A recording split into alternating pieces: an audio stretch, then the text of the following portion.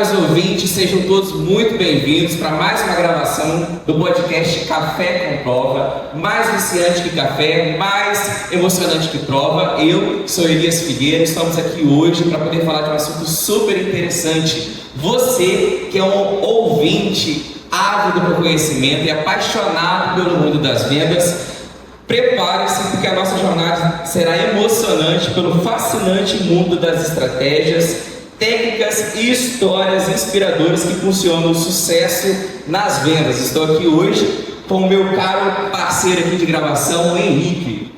Olá pessoal, meu nome é Henrique, eu sou do 6º período da administração aqui da Faminas. É um prazer enorme estar participando desse podcast aqui com vocês. Hoje nós vamos falar de um tema muito importante. A gente vai falar sobre vendas. E os nossos convidados são verdadeiros mestres nas artes de persuasão e na construção dos relacionamentos com os clientes. Prepare-se para ouvir histórias de superação, insights estratégicos e dicas práticas que podem transformar suas vendas e sua carreira.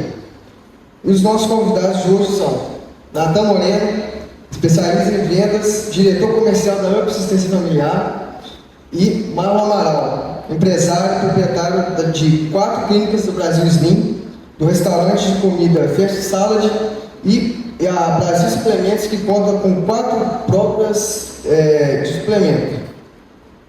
Sejam muito bem-vindos ao nosso podcast.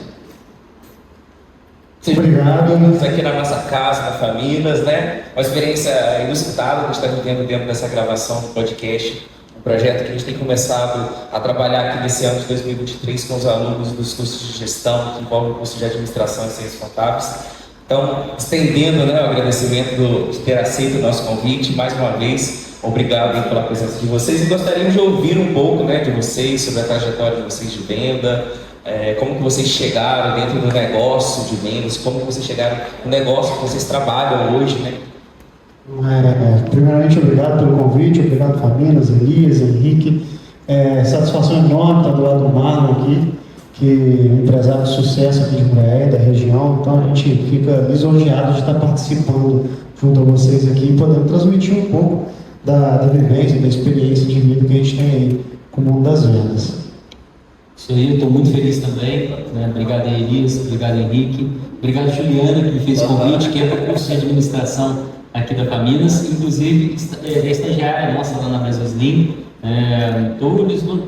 Não sei se sou o cara ideal para estar do lado desse professor aqui, sabe? Eu estou até meio cabreiro pelo convite, mas estou muito feliz com isso. Vai ser, com certeza, aí vamos conseguir transmitir nosso conhecimento. Show! Sejam todos muito bem-vindos. Você que está nos acompanhando aqui por áudio, né, dentro do Spotify, ou também seja pela nossa gravação de vídeo.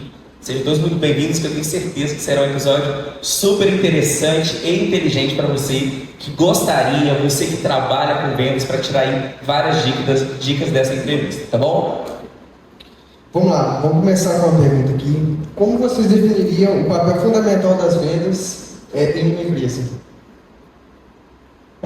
Bom, vamos lá. A gente, pelo menos o que eu converso com a equipe de vendas lá o tempo todo, é que a gente faz uma analogia, né, uma ilustração junto às vendas, que se a empresa é um corpo humano, vendas é o sangue e o coração, né? Porque sem vendas, sem entrada de dinheiro, sem faturamento, nada se faz. É o que mantém vivo, né, aquele negócio. Exatamente. Então, assim, ao mesmo tempo traz uma responsabilidade muito grande, né? Então, dentro de uma empresa, a importância de vendas acontecerem é a sobrevivência, porque é através de vendas que se custeia estrutura, produto, pessoas, etc. Tudo se move em torno das vendas. Então, a gente tem essa política lá, a empresa é voltada mesmo pela venda, né? E, consequentemente, você melhora o seu produto, porque as objeções de venda trazem as melhorias. O cara não fecha por causa disso, e você vai melhorando o produto. Então, vendas, por si só, ela melhora a experiência do cliente, o produto, enfim, mas é o essencial da empresa, é o que faz girar qualquer tipo de negócio, é o que faz girar a empresa, são as vendas, é o faturamento que entra. Isso aí, a grande base mesmo, né, de uma empresa é a venda. Eu costumo dizer que uma empresa ela consegue ter um atendimento ruim, ela consegue ter um marketing ruim, ela consegue ter uma gestão de pessoas ruim, mas se ela não vende, ela não funciona, ela não cresce, ela não dá continuidade. A gente vê muito comércio aí, onde não tem um bom atendimento, mas vende bem e se mantém no mercado durante longos anos, né? Então, vendas é a base realmente de uma empresa, o motor, pensando na questão humana, é o sangue e o coração, né? Eu colocaria até o cérebro, né? Mas pensando num veículo, num carro, é o motor, né? Que faz, né, toda a engrenagem funcionar. Seguindo a analogia aqui do Natan, de que vendas é o sangue, né, que é o que circula pelo corpo da empresa toda, a gente sabe que não tem como falar de vendas sem falar de vendedor, né? Ou aquele que pratica a comercialização do produto ou do serviço da empresa que a gente trabalha. Às vezes, o nosso ouvinte, ele é um vendedor. E às vezes o nosso ouvinte é o empresário ou aquela pessoa que está abrindo um negócio, né? Nós estamos dentro do ambiente acadêmico, principalmente para os alunos dos cursos de administração, ciências contábeis. Nós temos um público ali dentro desses alunos muito grande que deseja empreender, ou que já está empreendendo, ou trabalha dentro de uma empresa, seja como estagiário, né, como você citou, a Juliana, ou outros alunos que já trabalham dentro de alguma empresa como vendedores, enfim. Qual que é o papel, que é a importância do vendedor, então, dentro do negócio, junto com vendas? Qual que é o impacto do vendedor para a sobrevivência de uma empresa? O vendedor é o cara que vai buscar, né? Ou é o cara que vai recepcionar, né? No nosso modelo lá, posso falar da Up Assistência Familiar, o nosso modelo, ele tanto a gente recepciona a venda, quanto a gente busca essa venda. Então, a gente consegue buscar através de redes sociais, através de visita, de porta em porta mesmo, etc. Então, esse cara, mas aí você falou, né? Às vezes o cara é empresário, às vezes o cara está trabalhando, mas o cara pode ser contador, pode ser médico, pode ser advogado, na verdade todos são vendedores. 100% das pessoas são vendedores, que só existe essa profissão no mundo. Porque se você trabalha no escritório contábil, mandando, recebendo e-mail o dia inteiro, fazendo só respostas, etc., você está vendendo minimamente o seu tempo. E se você ganha um pouco para isso, é porque você não aprendeu a vender ele ainda. Então, o que acontece? Aprender a vender, seja para empreender, crescer na empresa, porque o simples fato de saber fazer o marketing para pedir um aumento faz com que você tenha que aprender a vender. Então, você que está escutando a gente aí no podcast, está assistindo, quer empreender, você quer melhorar de cargo na sua empresa, você quer ter um crescimento profissional, a primeira coisa da sua literatura que você tem que fazer é aprender a vender. E não esquece esse negócio que as pessoas vão vir e falar para você assim, o vendedor é nato. Não é, senão a gente, todo advogado é nato, todo engenheiro é nato, tudo na vida é treinável. Vendas nada mais é que técnica e você unir a questão da perspicácia, né? O vendedor, ele, muitas vezes, ele tem que ser perspicaz, investigativo, etc. Então, é você unir isso, as suas técnicas, saber fazer perguntas, né? Então, esse cara tem que estar treinado, saber se interessar em vendas. Eu, quando vou fazer entrevista de vendedor, uma das coisas que eu mais procuro ver naquela pessoa, independente antes da experiência com vendas, se aquela pessoa é curiosa ou não. Né? Porque a curiosidade aguça a pessoa a buscar ser autodidata, ler livros, etc. Então, o vendedor tem que ser curioso e o impacto que ele causa na empresa, uma equipe de vendas bem treinada é sucesso. Uma equipe de vendas mal treinada deixa de entrar recurso e a empresa acaba entrando em dificuldade financeira e quebra um negócio por conta disso.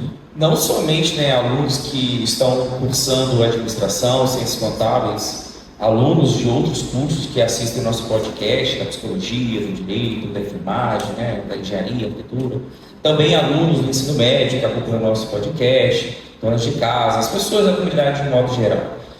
Além de ser curioso, Marlon, né, qual seria outra característica ou características de um vendedor bem-sucedido?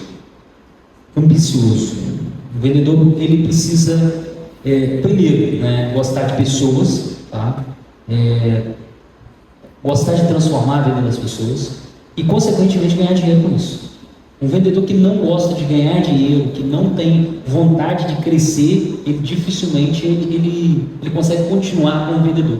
Porque vendedor ele recebe muito mais não do que sim, vendedor ele recebe muito mais paulada, né, do que carinho. Então o vendedor ele precisa realmente compreender isso. Então essa é uma característica para mim fundamental. E uma outra característica fundamental é gerir bem as emoções.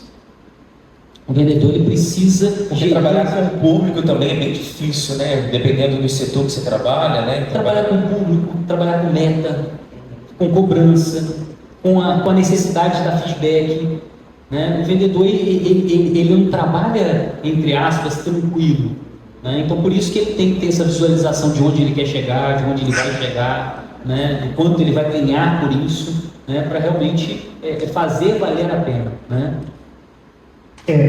Sobre justamente a gestão de emoções, o vendedor ele sai de casa e tem certeza que ele vai tomar mais não do que sim. Então saber não absorver esses nãos, e uma prática que a gente faz muito interessante com os vendedores é calcule a sua taxa de conversão, a sua pessoal, né? Então assim, de cada 10 clientes que eu atendo, quantas vendas eu efetivamente fecho? Por quê? Uma vez que eu tenho, de cada 10 eu fecho 4, fecho 6. Então eu já sei que eu vou tomar 4 não para 6 sim, ou eu vou tomar 6 não para 4 sim.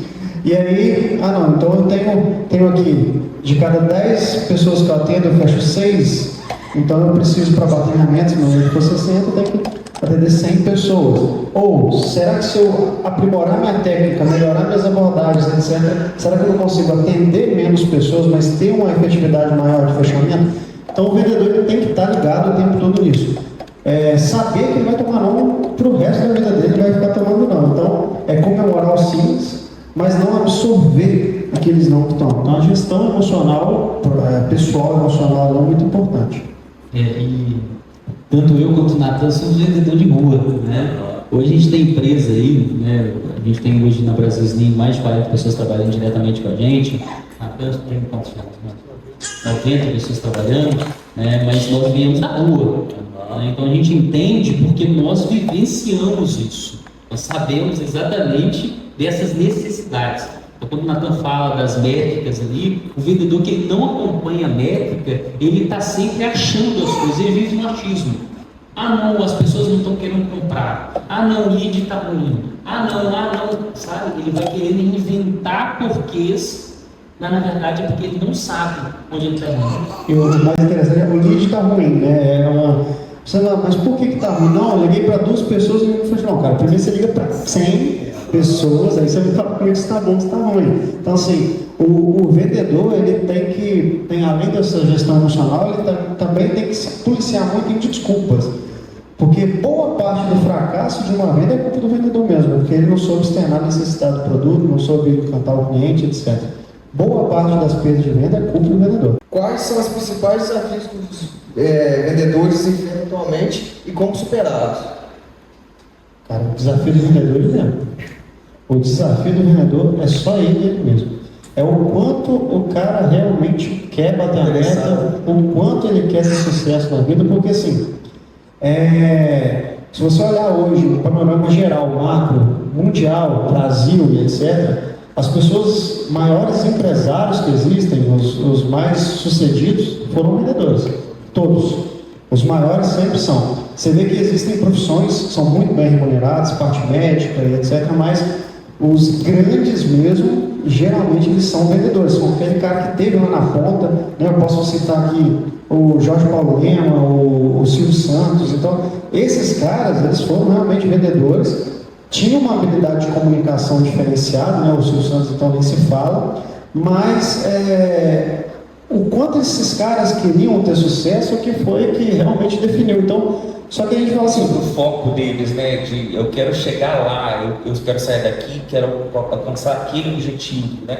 Exato, e aí o vendedor ele tem que acordar todos os dias de manhã, se olhar no espelho e uma coisa que ele deve se pensar é o seguinte: por que eu estou indo lá para aquela loja vender, né, uma batedeira, vender um liquidificador, por que eu estou fazendo? Ele tem que ter um porquê muito forte para que ele tenha um ponto de motivação, porque para ter a disciplina necessária para isso, porque o cara sai de casa todos os dias, vai tomar um monte de não, muitas das vezes é mal comissionado, né? A gente sabe que a grande maioria das empresas não comissiona tão bem, mas muitas vezes ele é mal comissionado. Mas por que esse cara ainda faz isso todos os dias? Mas os melhores, eles têm um porquê muito bem definido. Esses caras não dão mole para o conforto, não dão mole para o azar mesmo, se preocupam em estar em constante evolução. Então o cara tem muita leitura, quando o cara está viajando, ele está escutando algum podcast, né? Quando ele compra curso frequentemente, o cara sabe que deixa de comprar um iPhone de última geração para comprar um curso, muitas vezes de 6, 7 mil reais, e parcela isso no cartão. Muitas vezes o cara nem pode fazer isso, mas ele faz porque ele sabe que de alguma forma que vai dar resultado para ele. Então, a briga, o maior problema que o vendedor enfrenta é ele mesmo. Se ele conseguir resolver isso, é sucesso com certeza. E é compreender que o vendedor ele está exercitando o que eu chamo de uma musculatura mesmo. No início vai doer, como um músculo, quando você entra na academia e aí você começa a exercitar, ele vai doer. Só que aquela musculatura que ele está fazendo dentro da empresa, ele não está fazendo para a empresa somente, ele está fazendo para ele, sabe? Ele está se desenvolvendo, é para o crescimento dele, porque tudo aquilo que ele aprende é para realmente, para o crescimento dele. Natan e Marlon, quais estratégias eficazes para a gente poder identificar e abordar as reais necessidades do cliente durante uma venda? A gente, às vezes, para quem trabalha em comércio, como vocês falaram que muitos vendedores, empresários começam no mercado de rua, vendendo no porta a porta, vendendo pelo Instagram, vendendo no WhatsApp, negócio de rua mesmo. Aquela famosa pessoa que passa, curiosa, chega, só estou dando uma olhadinha. Como identificar uma real necessidade? Ou como eu posso, como através de treinamentos eu posso perceber que aquele cliente ali é um potencial consumidor para o meu produto, para o meu serviço? Quais dicas vocês dariam? A primeira coisa é que a primeira coisa que o cliente fala normalmente é mentira. Né? A primeira verdade do cliente é mentira. Então, o bom vendedor é aquele que sabe fazer perguntas. E isso precisa ser através de treinamento, sabe? Não é a pergunta que ele quiser. Precisa ter um script de vendas onde o cliente faz as perguntas certas. Cada tipo de negócio ele vai ter as suas perguntas certas. Entende? Dentro do meu negócio, por exemplo, é importante eu entender se o meu cliente ele já fez procedimento estético. Por quê? Ali eu compreendo se ele já teve uma boa experiência ou uma má experiência, ou se ele nunca teve experiência, aquele mundo ali é novo. De que adianta eu chegar para o meu cliente e falar assim, você vai fazer uma criolipólise, uma hidrolipoplasia, vai fazer uma enzima lipolítica. O cliente não sabe nada disso, não está entendendo nada do que você está falando. Então, assim, é bom você entender o nível de consciência do cliente. Entender o nível de consciência é fazendo perguntas. E fazendo perguntas é o que a gente chama de cavando. E cavando do cliente o que realmente ele precisa. Porque todas as respostas estão com o cliente. Né? Uma outra, para complementar o Marlon aqui, o vendedor ele é um perguntador profissional. Né? Então hoje na nossa empresa nós seguimos um processo que em prestações de serviço mais complexas, né, que envolve várias situações, acredito que no caso do Marlon a gente faz que é o Speak Zero. Então você tem pergunta de situação, problema, implicação e necessidade. Então nós temos uma série de perguntas para cada fase do atendimento, né?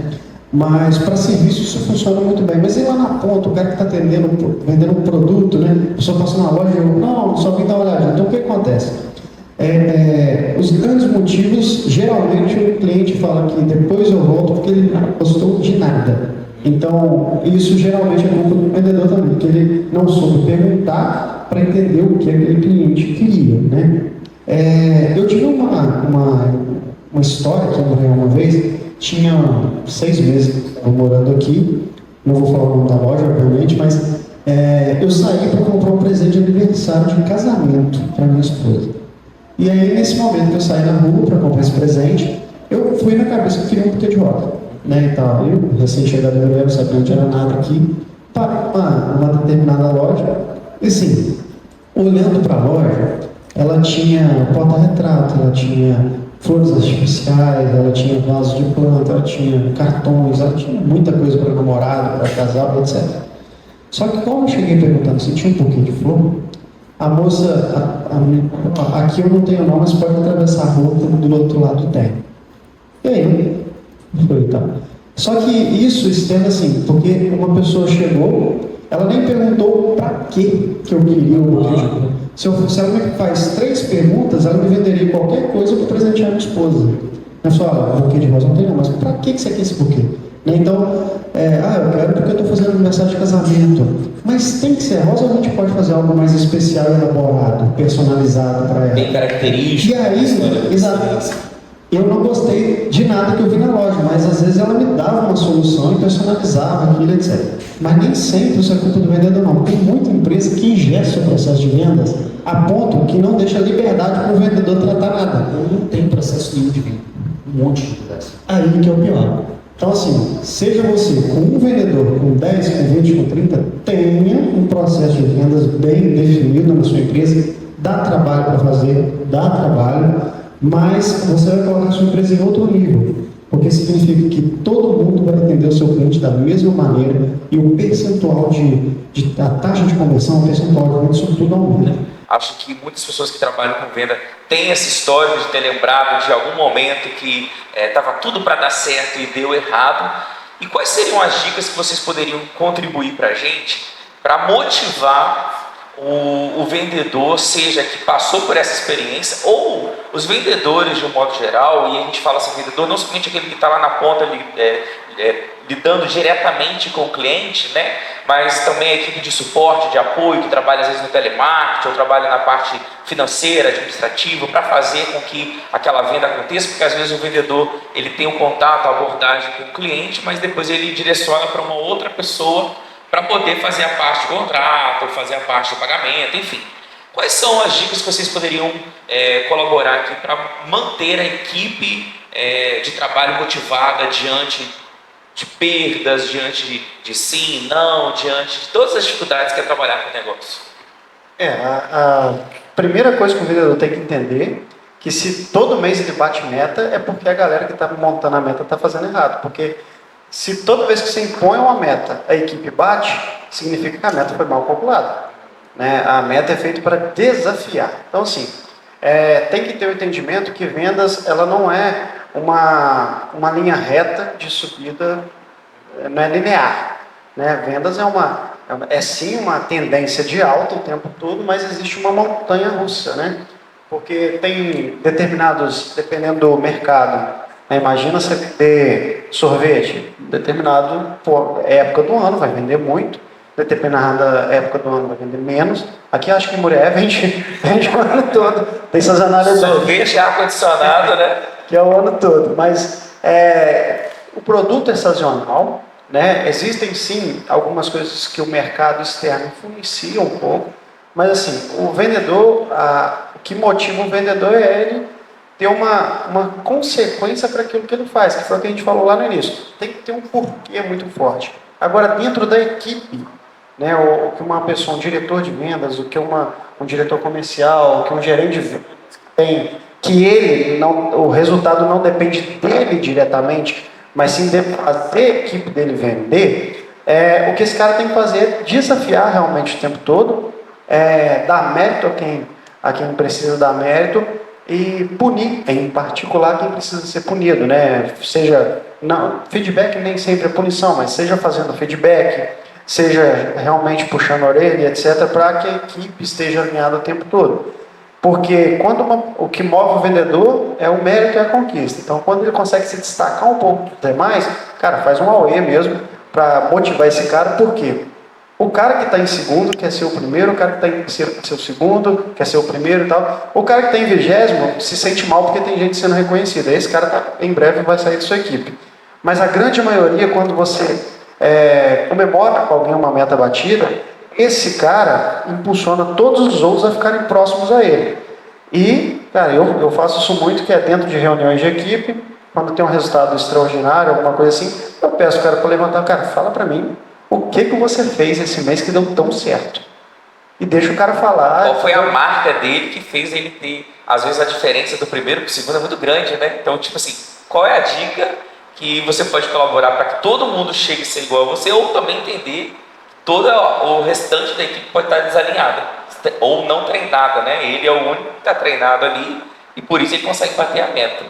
Exato, então você pega esse cara e põe ele em evidência de mérito mesmo. Então você motiva a equipe bonificando bem, comissionando bem e dando mérito a quem precisa dar mérito. Então a gente fala que é dar a César o que é de César mesmo. Então a comissão daquele cara tem que ser alta. Eu faço em alguns momentos campanhas de vendas E as comissões, assim, o cara tira, né, vamos dizer assim, um 14º, um 15º salário, se ele bater uma meta que, se ele conquistar, além da comissão, ele ainda vai ganhar mais algumas coisas. Então, a gente tem isso dentro da nossa empresa, porque quem se dedica muito traz mais resultado para a empresa, mas você tem que reconhecer esse cara também.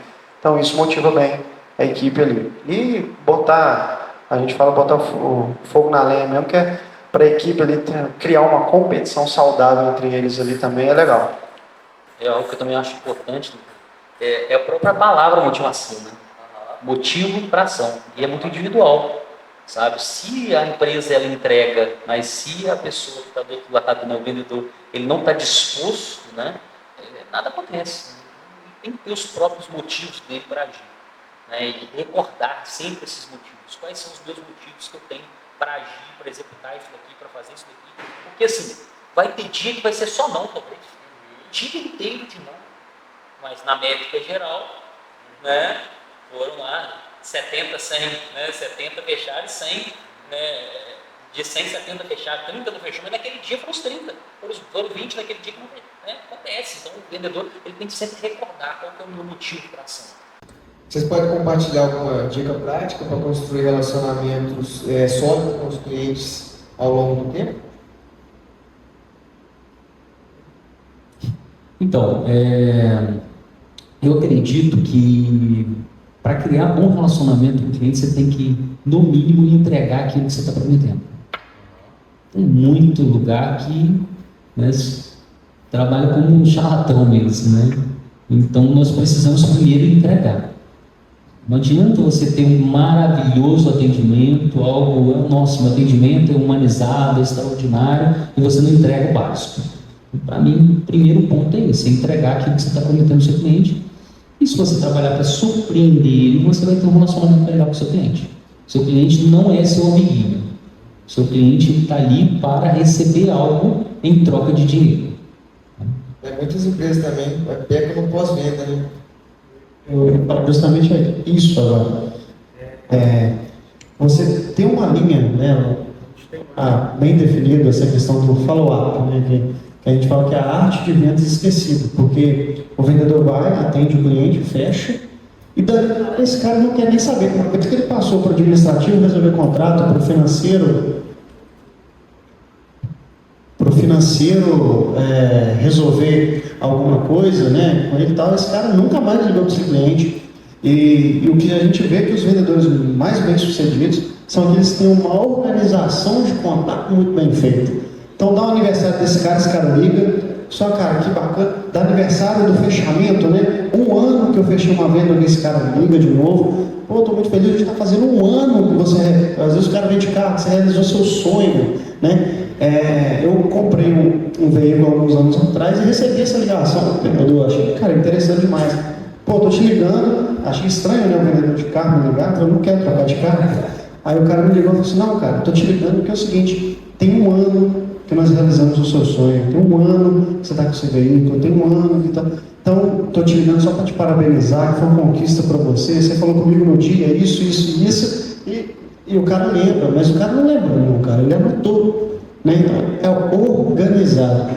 E ligar para o cliente, aniversário de venda, datas comemorativas que tem a ver com aquele cliente, né? Ligar para uma mãe que tem, a gente faz isso lá, né? Dia do autismo, por exemplo. Todo mundo que a gente tinha registro que tem um filho autista, nós ligamos, não só mandamos, não só fizemos um post no Instagram, não. A gente se importa com esse cliente porque o pós-venda, o acompanhamento do contato faz com que esse cliente, amanhã, está sentado numa mesa de churrasco em família, esse cara vai assim, o Natan lá da UP, que comprei um plano com ele, cara, que atenção, me ligou só para me dar os parabéns e tal. Como é que é a UP? Não, lá é bom demais. Aí pronto. Foi essa referência, né? Isso aí vira um boca a boca, vira a referência, vira a indicação, e que o follow-up gera a indicação que eu posso. Então, isso brinda a comunicação que você tem com o cliente, isso faz com que seus clientes se tornem fãs da sua empresa, e esses caras te defendem mais que muitas vezes os funcionários. Se alguém chegar para falar mal da sua empresa com eles, cara, não é assim não, conheço. Então, esse cara não deixa. Então, fidelização do cliente se faz com pós-venda e com um negócio que chama follow-up, que nada mais é que um acompanhamento bem feito de contato. É você colocar na listagem uma programação de quando você vai fazer contato ou não com esse cliente. E acaba que esse cliente, ele deixa de ser apenas, né, um cliente, ele passa a ser um consumidor. Depois ele volta a comprar com você de novo, ele te promove nas oportunidades que ele tem de promover o seu negócio, volta para comprar uma outra linha de produto, fazer um outro tipo de procedimento, e eu acho que isso é fundamental, é super bacana. Quais dicas que vocês dariam para os iniciantes, para as pessoas que estão começando agora com vendas? Estudar. Estudar. É. E também ter coragem, porque sabe, né, que vai ser muito não. Eu sei que eu te cortei, Não, claro. mas estudar e também ter coragem. Mas quais outras dicas que você contribuiriam, Marco? O que acontece? As pessoas passam aí 4, 5 anos dentro de uma faculdade e acreditam que vai aprender a vender por um mês. Com 60 dias eu estou vendendo. Então, com 6 meses eu já estou faturando. Não é assim, sabe? Venda e estudo. Você precisa estudar as técnicas. Quando eu falo de gestão das emoções, você precisa estudar a gestão das emoções. Existem técnicas de gestão das emoções. Existem técnicas para você se tornar uma pessoa mais ambiciosa, sabe? Então, assim, tem que estudar. O bom vendedor, o melhor vendedor, ele estuda. Por fim, eu gostaria que vocês compartilhassem alguns conselhos com a gente, de quem está querendo se inserir na carreira de vendas, ou quem deseja aprimorar os conceitos de vendas na sua carreira profissional. O que vocês falariam para eles? Fala um pouco da minha história, né? Eu comecei a empreender com R$2.000 emprestado, né? Pagando juros, e tudo que eu construí na minha vida, né? Hoje as 4 clínicas, né? Foi baseado em vendas, cara. Eu sempre tive uma meta muito clara, né? Eu comecei montar uma distribuidora de material de higiene e limpeza, que o depósito era na casa da minha avó, e não tinha carro, pegava o carro emprestado e ia para as empresas me apresentar como uma empresa, como se fosse uma empresa grande, né? Eu me recordo que os meus primeiros clientes foi o Banco do Brasil de Paga. Recém-aberto o CNPJ, fiquei louco lá de conseguir eles como cliente, né? E a gente foi conhecendo clientes grandes, sendo um negócio muito pequeno, sabe? Mas com uma boa técnica de vendas. Eu fiz o primeiro curso de técnica de vendas, eu tinha 15 anos, né? Então, assim, eu devo tudo que eu tenho a vendas. Ter clareza que venda transforma realmente a vida da pessoa. E é o que o Natan falou, todos nós somos vendedores. Uns melhores ganham mais dinheiro e crescem mais, outros, né, com menos dedicação, com menos vontade, né, que demoram mais para crescer, vamos colocar assim. Então, eu acredito muito que todas as pessoas que estão ouvindo aí, né, deveriam realmente aprender a vender, gostar de vendas, se apaixonar por vendas, Estudar vendas, né, receber os nãos necessários e purificar realmente né, todo o processo aí de vendas, né, gerir melhor as emoções. Nós estamos num tempo de muitas doenças psíquicas, então onde nossos vendedores, né, estão adoecendo por não cuidar né, da mente. Então eu acredito nisso, cara. Eu acredito que as pessoas que estão ouvindo aí se dediquem a essa área, que essa área ela é transformadora. Se eu pudesse dar um conselho, eu vou transmitir um que eu recebi, né, que eu assisti, na verdade. Jorge Paulo Lema, ele fala uma frase que eu gosto muito, que tem pessoas que estudaram muito e tiveram muito sucesso. Tem pessoas que estudaram pouco, estudo acadêmico, estudaram pouco, mas também tiveram muito sucesso. Mas o que fez elas terem sucesso não necessariamente é a quantidade de estudo acadêmico que elas tiveram, e sim o que nos Estados Unidos eles chamam de grit, mas não tem uma tradução certa, mas seria garra, né? O quanto você quer ter sucesso, porque tudo depende do querer. A gente dá um jeito para as coisas, a gente faz acontecer mesmo. Tem situações lá, né, dentro da minha vida pessoal, situações empresariais, etc., que, ser muito sincero para você, não sei como eu resolvi aquilo, mas o fato é que eu sei que eu queria muito resolver aquilo. E a gente dá um jeito. Então, assim, se você quer ter sucesso, você vai encontrar um caminho para se dedicar, você vai encontrar um caminho, mas o querer não é só bater no peito e falar que quero.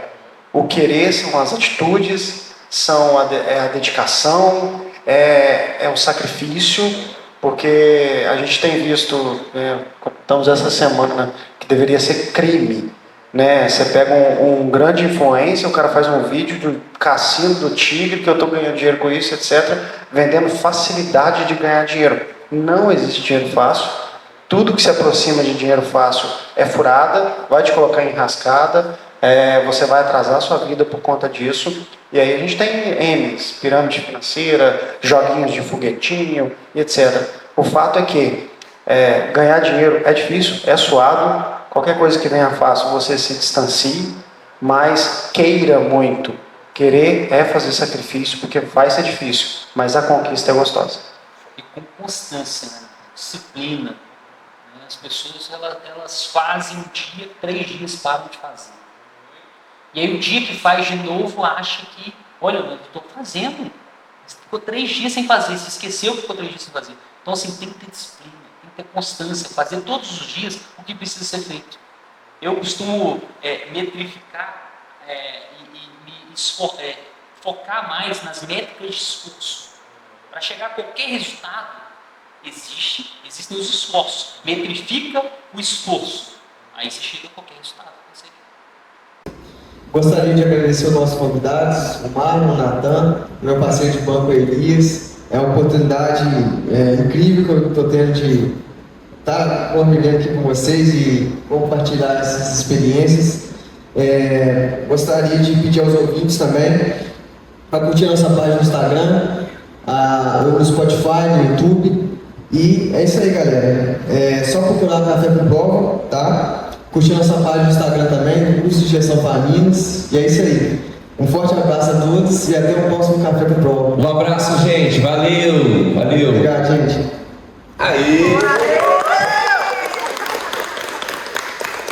A edição tudo fica perfeita depois. Nossa, na edição fica tudo certo. Gente, foi fantástico. Eu fiquei encantada. Menino, Muito conhecimento.